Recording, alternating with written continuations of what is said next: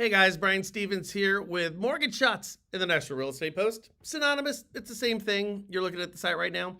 If you are not a subscriber, go to the site, subscribe. We'll give you free information about the mortgage and real estate industry every single day, Monday through Friday.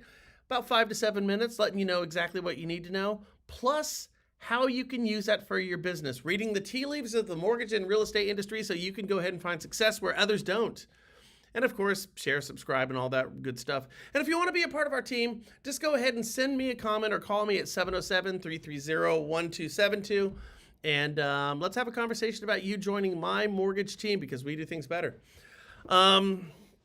Boy, happy Monday to everybody. Hope you guys all had a really great weekend. Let's jump right in. We're going to be talking about a bunch of great stuff. We're going to be starting off with what's called the Starbucks Index. What is that and why is it important to you? Where are we at with rates and what are the long-term outlook in terms of where we've been and where we're going with rates and sales? We've got some extraordinary graphs that are going to really help you out with your business. And then we're going to have a great conversation about West Virginia. What does that have to do with anything? Well, we'll find out in a minute. So let's jump right in.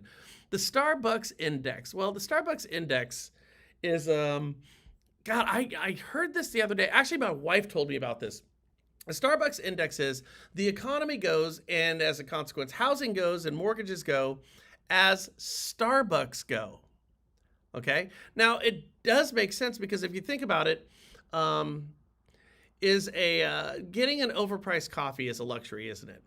But it's an inexpensive luxury relative to like a car or something else. You know, we're not going to go necessarily get big ticket items. People have already long since stopped doing that.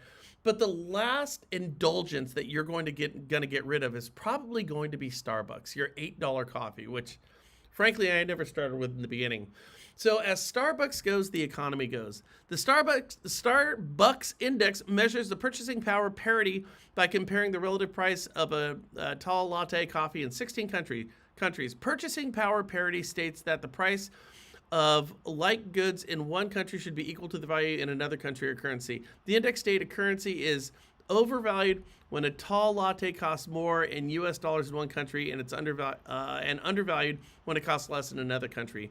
Initially created by The Economist, other publications have created their own versions of the index, and the index has limitations. It's a coffee index for the economy. It has limitations because it doesn't consider several factors, including the labor costs, the economic conditions in each country. But we're going to be talking about the labor costs and the economic conditions. That is precisely what we're going to be talking about today. So I don't know if you have heard this. Now, it's not how much a latte costs in the United States versus England. We are going directly to the labor costs and the economic conditions because we have blown past the cost of a latte. Because I don't know if you've heard this, but here's my Starbucks Index. Did you realize that Starbucks is closing over 200 stores? That's like Walmart closing 200 stores, which, by the way, you could probably have a Walmart index as well. Even though more people go to Walmart in hard times, it is not a luxury or an indulgence like Starbucks is. So they're closing down over 200 stores, or they're closing about 1% of their locations. Okay.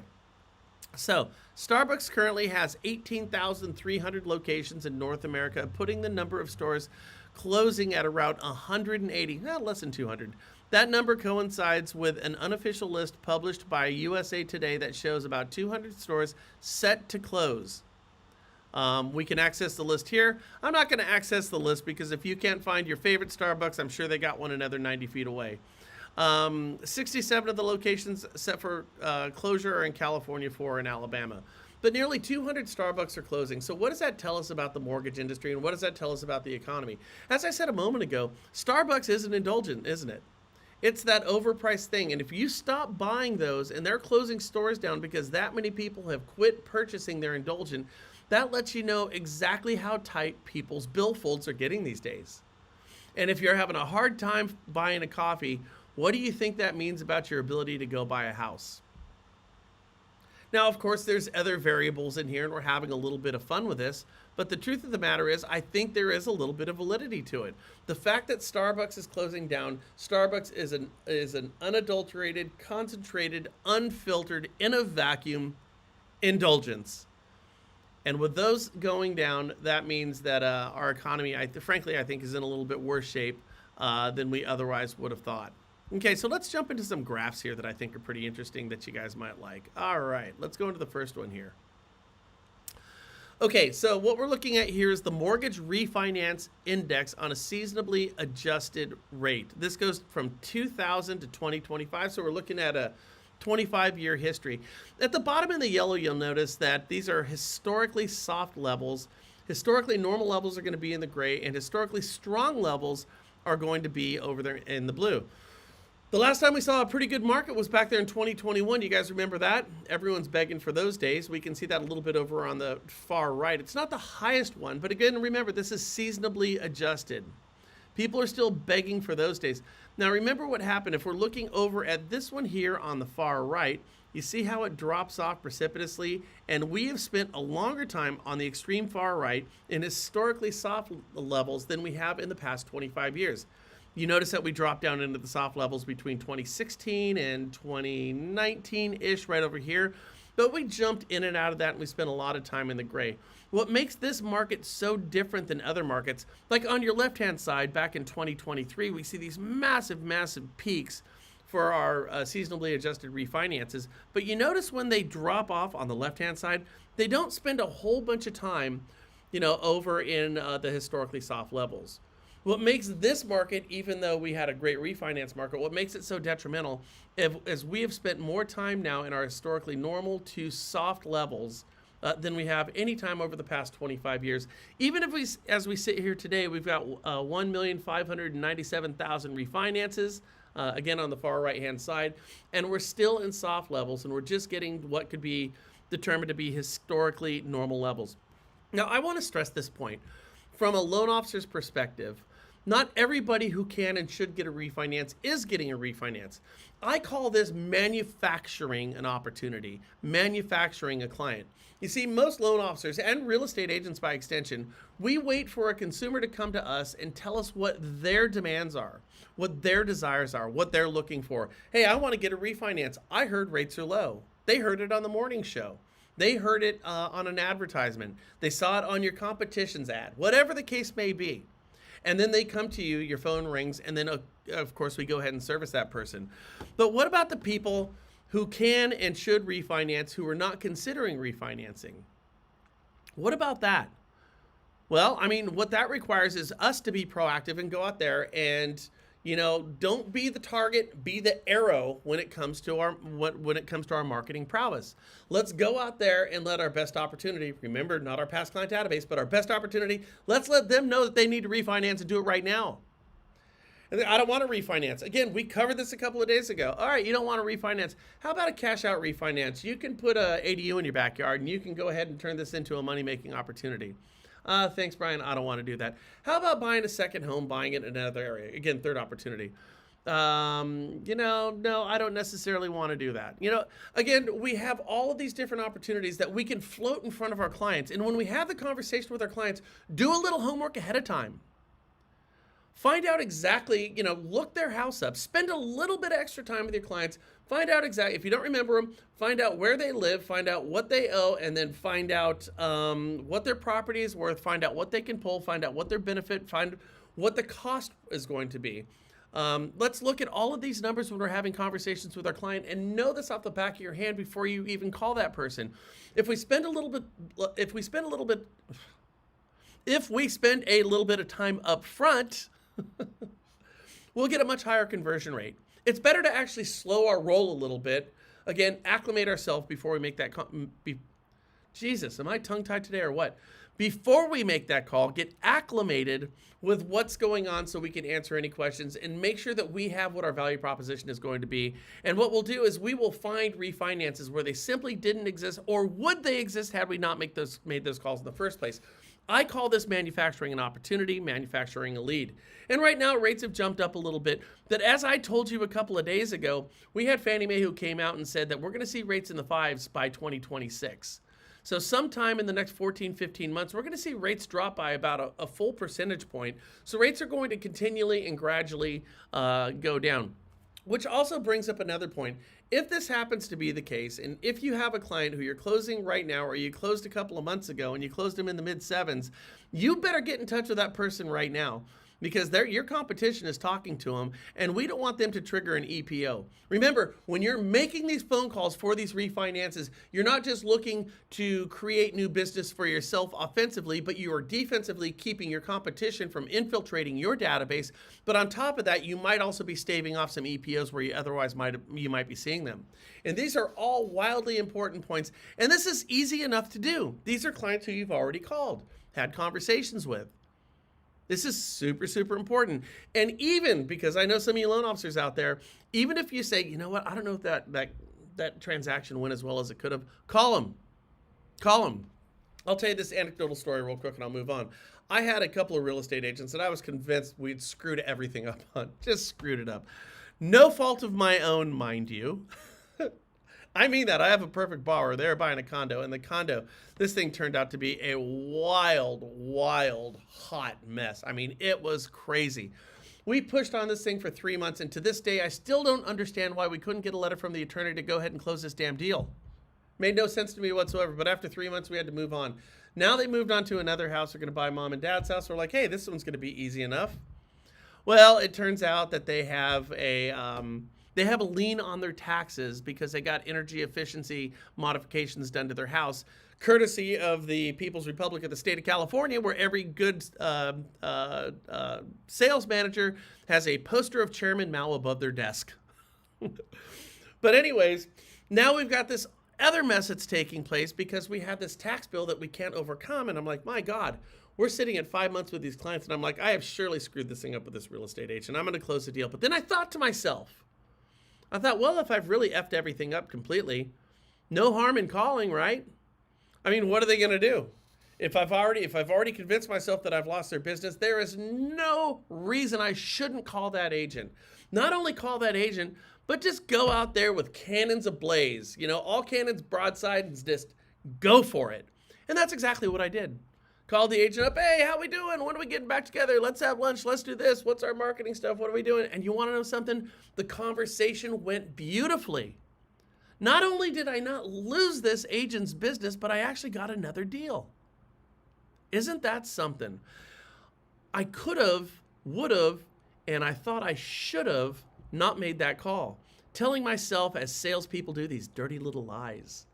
And it turns out not only was it not bad, but it turned out to be good. So if you have a certain level of call reluctance, make it anyways. If you're convinced this person doesn't like you, make it anyways. Because what in the hell do you have to lose? Make those calls. We are, at the end of the day, not defined by technology. We are defined by me and you and our personalities. And this, my friends, right here is our best friend. So anyways, refinances are definitely trending in the right direction. We're going to be getting back to historic norms here pretty soon. And hopefully we'll be getting back to historic strong levels here in the next 14 months. Now, I've been bagging on interest rates. I'm like, we're all selling the same thing. We're all using the same football except for Tom Brady. We're all playing on the same field. We're all playing by the same rules. And if that's the case and we've got an industry of parity, it doesn't matter what rates are at. With that said, I'm going to backtrack on that a little bit with some of these other slides that I'm going to show you, like this one right here. Now, what we're looking at is the mortgage purchase application index versus the average 30-year fixed rate mortgage rate. All right, here's how this one works. The darker the pink, the higher the rate. The darker the green, the lower the rate.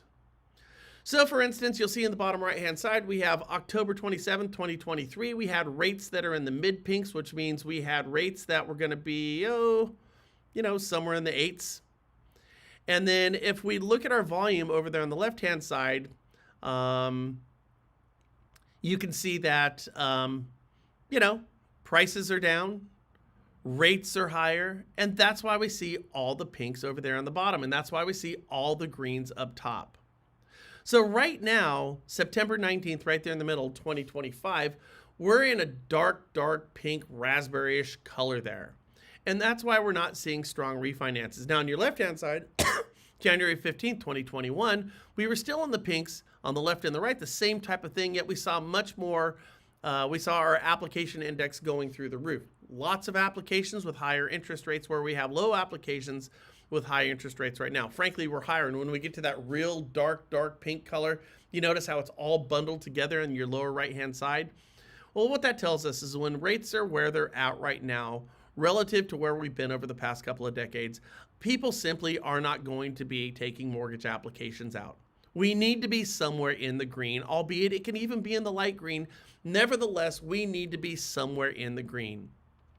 Now, the green where we want to be in terms of interest rates, any of it, frankly, would do. We would like to see ourselves somewhere smack dab in the middle of this.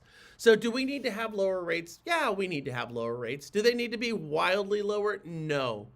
Could we see, if we saw a 0.5% change, would that make a big difference in the market? Yes.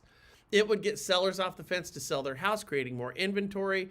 It would get buyers back in the game. And of course, it would help our refinances, getting us back to something that looks a little bit more like a normal market for mortgage loan officers. But of course, this is going to help our real estate agent partners out there as well. So we are trending in the right direction with rates. I fully expect sometime during this next quarter, by the end of fall, I think we're going to be somewhere in the light green. Remember yesterday I told you that Donald Trump's, who he just appointed to the Fed board, came out and said that we need to have rates at 2.5% by the end of this year, which I think would be a catastrophe. We don't need rates at 2.5%, but I'll tell you, if we had something in the mid fives, I think the engine of this little industry would start purring like nobody's business, and we could all take a deep sigh of relief and get ready for Christmas, provided you have your right marketing strategies in place, which is something that my team offers over here, strategies that nobody else is doing. Again, if you want to reach out to us, here's my number. Just feel free to hit me up. Okay, let's move on to the next slide here. The United States economy expanding, okay? But unevenly felt. Now, this is going from 2019 to 2025. I find this really interesting. So if we look at that red line, that is small business activity. Small business activity has been going decidedly in the wrong direction since 2021. Again, we are looking at the red line here, okay? So our red line in 2021, 2020 to 2021, we did pretty good. That would have been, we got all of our COVID relief money, all those trillions of dollars that torpedoed the economy. But since then, what's happened since we got all that free money? We've gone down. The green line is farmer income. Farms income is frankly doing fairly decently right now relative to where it's been. But the big ones are this. Let's look at that blue line. That's GDP growth. Our GDP has been doing, frankly, fairly well. But why has it been doing well? And this is the one that really affects us in the mortgage and real estate space. It's that little dotted purple line at the top. That is household debt growth. So why is our GDP doing good? Well, maybe it's because we're charging things on credit on money that we don't have on rates we've never seen. Again, when we look at our credit card debt, we have superlatives. $1.4 trillion in debt, a number higher than we've ever seen in the history of this country, with an average interest rate on that revolving unsecured debt at 28%. Again, a superlative, the highest we have ever seen, and we are definitely trending in the wrong direction. Now, from 2024 to 2025, you can see we quit our spending, and that's exactly the reason why small businesses have been suffering. But we are coming upon the holiday season, so you can bet your bottom dollar that little deadly purple line is going to continue going up. And that is the kiss of death for clients, and that's a kiss of death for our industry. Okay? Now, what's disconcerting here is our small businesses have been doing bad, even though we've been charging a lot of stuff. Small businesses have been shrinking, even though our desire to go ahead and purchase things that we can't afford. Let's go back to the Starbucks index. Remember, they're closing nearly 200 stores. Small business, they're closing on almost 200 stores. People aren't charging this crap like they were a couple of years ago. They're holding on to their money and they're using those costs for other things. But the fact that our debt is going up is problematic. Why? Because we got these little things called DTI ratios. We've got record high house prices, unaffordability, and when we're carrying the amount of debt that we're carrying, it makes it a daunting endeavor for a loan officer and a real estate agent to get a first-time home buyer or even a move-up buyer into a house. That's the reason why the average age of a first-time home buyer is 38 years old. My God, guys are already balding before they're buying their first house. That's horrifying. People are they should be on their second or third kid, or fourth if you're a Mormon, or a Catholic. They should be on their third or fourth kid when they're getting their first house. What you're looking at right now really explains why that's the case.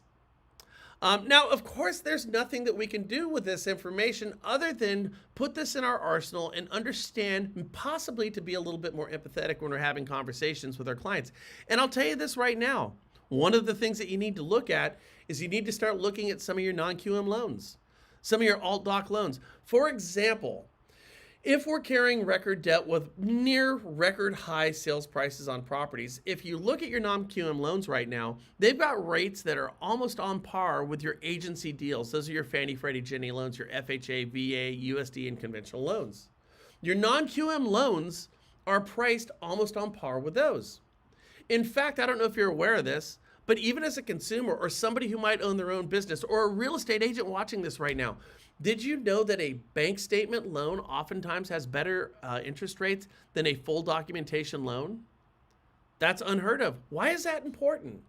Well, it's important because when you have these small businesses, that red line that you're looking at, they're not doing as good as they have been doing. They're probably pocketing a bunch of money to keep the doors open. They're not showing the profits. They're writing a bunch of stuff off on their taxes. So they're not going to show the income to buy some of these houses at some of these record high prices. But here's the cool part. With a bank statement loan, we can go in there and just look at their deposits for a 12-month period, run an average on that sucker, go get more income than we would on an agency, an FHA. That would be an FHA or conventional loan or a VA loan.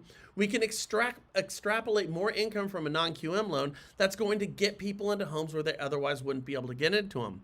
That's called creatively, not creative financing, creatively financing with responsible loans for clients who otherwise would be on the outside looking in when it comes to home ownership. Real estate agents, you want to work with a loan officer who understands and is fluent in the language of non-QM. You absolutely have to do this, because the future of our business and the fastest growing component of the mortgage industry is going to be your non-QM deals. My friends over at Angel Oak, Eric Morganson, Jeff Ogden, those guys over there at Angel Oak, and their pricing engine is second to none. Their programs are great. Their pricing is off the charts, and you can get a loan priced out, any loan priced out, with Angel Oak in just a couple of moments. Let's go ahead and look at this purple line.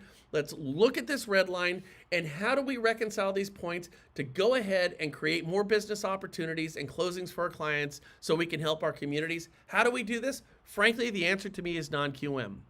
And these guys have some great marketing pieces. Again, I've said this before. If I look behind me right now, I live in a small town called Vacaville, California. Right beneath me, I'm on the second floor. Within a quarter-mile radius around me, I've got 75 small businesses. How many of those 75 small businesses I could walk into with flyers right now saying, I'm an expert on small business loans and self-employed borrowers loans. Let's have a discreet conversation about how we can go ahead and increase your real estate holdings. If I did that to every small business down here, do you think I would pick up a deal or two? And the answer is emphatically yes.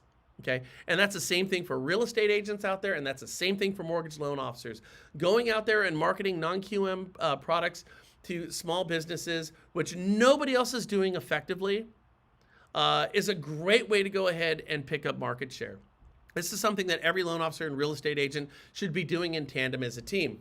All right, let's look at this one. How much money Americans need to afford a house right now? This is precisely what I was talking about a moment ago. The median American household needs about $28,000 more than they have right now to buy an affordable home. Not a great home, but an affordable home, i.e. an entry-level home, right? That's what that kind of means. So this is exactly why I'm talking about non-QM, and I didn't really kind of intend to beat the drum of non-QM here, but not only can we do our bank statement loans with those guys, we can do our asset depletion loans. What's an asset depletion loan, Brian? Well, an asset depletion loan is where we look at your assets. So you have money that is available to you that you're not necessarily getting in income. So maybe we have somebody who is cash rich but income poor. Well, we can go ahead and look at how much money you have in reserves, and we can extrapolate an income out of those reserves without actually tapping into them. This is a huge, huge component. It's not a stated income loan, but it kind of works like one, doesn't it? We're not going to state the income, but we are going to derive an income in a way that we simply have not been doing in the past. Asset depletion is absolutely huge. And you can use asset depletion in tandem with bank statement loans, in tandem with full doc loans, And you can use this to get income where you simply wouldn't get it before, to put more people in houses. Am I getting through to you guys? Because your average household anywhere in the country right now needs 28 more thousand bucks a year in order to afford the cheapest home in your neighborhood. This is California, where 28,000 bucks, you could probably make that. But some places in the Midwest, $28,000 is almost an annual income. So what do? Well, since I can't give my clients a raise, I need to find a way to raise more money myself. All right?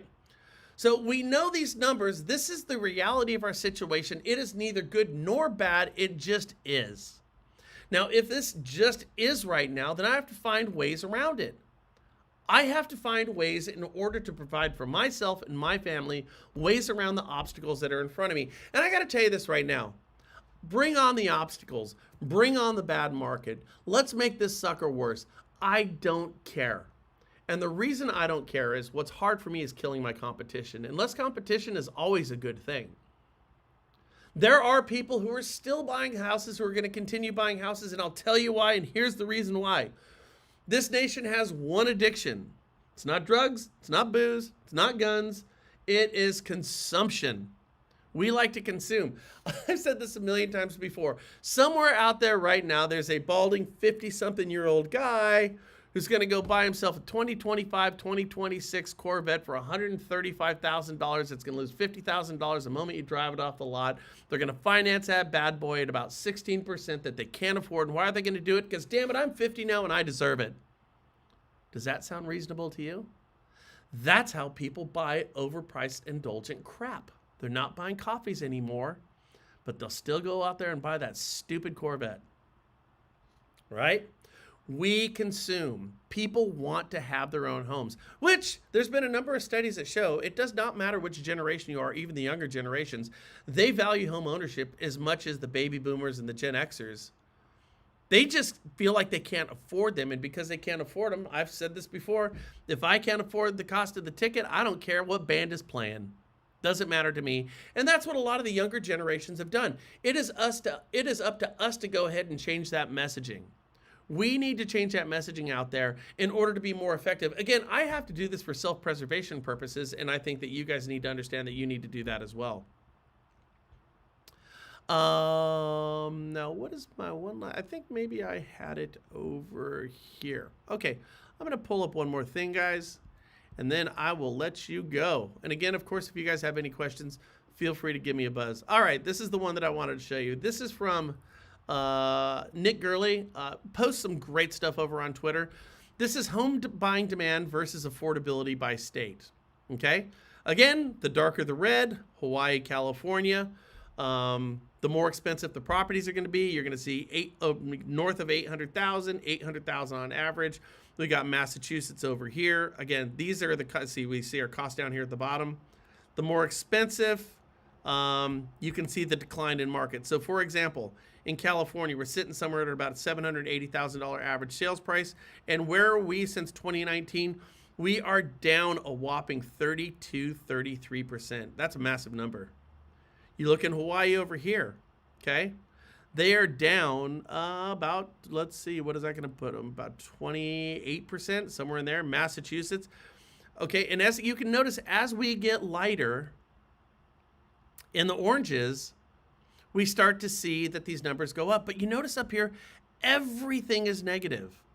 Even where affordability, like Louisiana, Alabama, Oklahoma, North Dakota, Arkansas, New Mexico, Iowa, Indianapolis, Montana, Kentucky, Kansas, Pennsylvania, Tennessee. You see all of this up here? These are all still in the negatives. It starts at the negative 0.5 over here. But what we know, and what I think Nick Gurley puts so perfectly here, is he said the most expensive housing markets, the bottom right, have seen homebuyer demand collapsing by 30 to 35% from 2019. Meanwhile, yes, the only state that has not seen a negative impact on home prices is West Virginia. Now, if you've ever been to the East Coast, if you've ever been to the East Coast and you're from the West Coast, you're going to learn fairly quickly that there's a stigma that comes with West Virginia. And I don't know why that is, but I heard it and I'm like, okay, I've spent my entire life on the West Coast. But I went to the East Coast, and people started telling jokes about people from West Virginia. I'm like, what in the hell is this all about West Virginia? It made no sense to me. But West Virginia, which is one of the most impoverished states in the country right now, is actually seeing property values mildly go up. Why is that? Because West Virginia still has the most affordability. Guys, what I'm telling you right now, if you're in Hawaii, California, Massachusetts, Washington, Jersey, Colorado, Oregon, Nevada, New Hampshire, Rhode Island, all these, particularly the dark red states, I would get these people to do a cash out refinance and go buy a house in Oklahoma, Alabama, Louisiana, or West Virginia. Go buy in one of these depressed markets where there's still affordability, because you could double or triple your real estate holdings. Again, I keep beating the drum on this thing, kicking this damn dead horse all the time, because this is the greatest time to do it. My old boss's name is Tim Kearns. He went out and bought, during 2008, when everything went to hell in a handbag, he went out and bought 50 homes in the Midwest. He bought them for pennies on the dollar, based relative to where the values are today. Every one of his property values have doubled. He put every one of them on 15-year notes, and every one of them was penciling on day one. 50 homes, because they are bargain basement prices. Where do you think Tim's family is sitting right now? Having 50 homes that are all run by a property management company, with their own handyman. All this thing is just on, it's just on cruise control. This is the type of market, and it's going to get better for people in the red states in the bottom right-hand side to go ahead and start acquiring properties in the blue states on your upper left-hand side. If you're in one of these states, go ahead and call a realtor in West Virginia, Louisiana, Alabama, Oklahoma. Go get yourself a property manager. Go tell them to go find some affordable houses that would turn into some great rentals. And we spoke about this yesterday. Lennar and Pulte, these new home builders, they're out there building property specifically for investors right now. They're building houses, new houses for investors. You could become your own Pulte. You could become your own Lennar right now. You can do it. You have your own subdivision right now as we sit here, but you're more affordable than these new homes. I have 1 million homes in West Virginia, Louisiana, North Dakota, New Mexico, any one of these states where I could go to my past client database, my best opportunity, and say, hey, listen, let's go ahead and pull some cash out of your house and go buy 2 or 3 homes in Alabama, Louisiana, or Oklahoma. Let's go get this sucker going. Alabama, by the way, if you go down to the coast in southern Alabama, it looks just like the Bahamas. It's absolutely stunningly beautiful down there. So you can double or triple your real estate holdings. You can go ahead and close more transactions and help your clients out, but it requires you to actually manufacture that deal. What do I say by manufacture that deal? None of this crap happens unless you take the initiative and go out there, pick up your phone, and call your past client database. Now, West Virginia, why is it so affordable? In closing, I don't know if you're aware of this. Did you know that there are blue people in Kentucky and Alabama? Appalachian history, there are blue people, literally people whose skin are blue down there. If you think I'm crazy, go look this thing up. Nothing like Alabama. A state with blue people. And of course, if you want to buy a house in Alabama, well, let's just say you might find a couple fixer-uppers. However, great opportunities exist in Alabama, and I got to tell you this. If you want to go farm for ginseng or go farm for wild mushrooms, there ain't no better state than beautiful West Virginia. And of course, as you can hear right now, the great musician, not a great pilot, but the great musician, John Denver, inked one of the most beautiful songs ever about the state of West Virginia. Loan officers, real estate agents, it's Monday. What are you going to do with the rest of your week? I hope it's reaching out to your clients and just letting them know of the extraordinary opportunities that this market is offering to them today that will only get better tomorrow. I hope this helps, and I cannot wait to see you for the rest of the week. Of course, put any comments down below. My team is going to reach out to you if you want to have a conversation with me. Once again, here's my phone number. Again, knock it down. Don't miss your best opportunity.